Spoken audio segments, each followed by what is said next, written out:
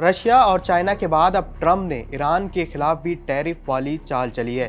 दरअसल ईरान के साथ बिजनेस करने वाले देशों को यूएस से ट्रेड करने पर अलग से 25% टैरिफ लगाया जाएगा। ट्रम्प ने ईरान के साथ व्यापार और वैश्विक राजनीति में तोड़ने के लिए एक बड़ा फैसला लिया है। ठीक उसी प्रकार जैसे यूक्रेन युद्ध के दौरान ट्रम्प ने रूस को तोड़ने के लिए उससे तेल आयात करने वाले देशों पर यानी भारत और चाइना पर टैरिफ लगाया था, तो क्या अब इंडिया 75% टैरिफ देगा? क्योंकि पहले से ही भारत पर अमेरिकी टैरिफ 50% है, जिसमें से 25% बेसिक है और 25% रशिया से ऑयल खरीदने की वजह से है। अब अगर ट्रम्प का ये 25% वाला टैरिफ विशेष रूप से भारत पर भी लागू होता है तो ये टैरिफ कुल मिलाकर अब 75% तक जा पहुंच सकता है। वहीं भारत और ईरान के बीच ट्रेड रिलेशंस की बात करें तो ये ट्रेड रिलेशन सदियों पुराना है। ये आर्थिक रूप से भी मजबूत है। डिपार्टमेंट ऑफ कॉमर्स के डेटा के मुताबिक फाइनेंशियल ईयर 2024-25 में इंडिया और ईरान का बायलैटरल ट्रेड लगभग $1.68 बिलियन यानी भारतीय रुपए में 14,000 करोड़ से ज्यादा है।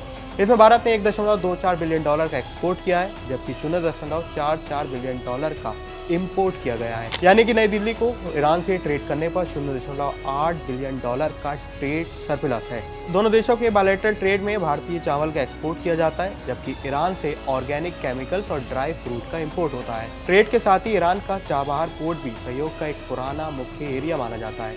ऐसे में ईरान में राजनीतिक और आर्थिक उथल पुथल और अब टैरिफ वॉर की वजह से इंडिया के रेलेवेंस चाबहार पोर्ट में कम हो सकते हैं। भारत के अलावा चाइना, यूएई और तुर्की को भी ईरान का बड़ा ट्रेड पार्टनर माना जाता है, यानी इन देशों पर भी टैरिफ का संकट लहरा सकता है। इसके अलावा इंडिया और यूएस के बीच इन दिनों ट्रेड टॉक को लेकर दूसरी वार्ता भी शुरू हो चुकी है। अगर ऐसे में टैरिफ और ज्यादा बढ़ सकते हैं तो भारतीय शेयर बाजार से लेकर दुनिया भर के निवेशकों को खतरा हो सकता है और इसके साथ साथ भारत को इसका बड़ा परिणाम भी उठाना पड़ेगा। तो अब ईरान पर ट्रम्प के नए टैरिफ टेरर पर आपकी क्या राय है, हमें कमेंट सेक्शन में जरूर लिखें।